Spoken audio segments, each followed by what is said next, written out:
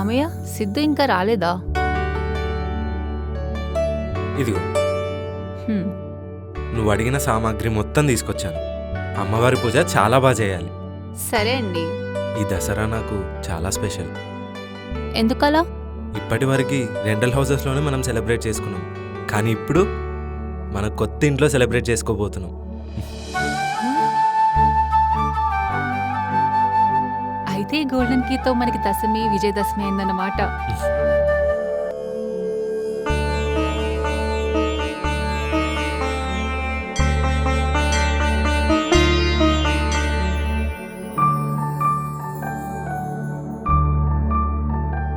ఈ దసరాకి మీ సొంత ఇంటికలతో కొత్త జీవితాన్ని మొదలుపెట్టండి.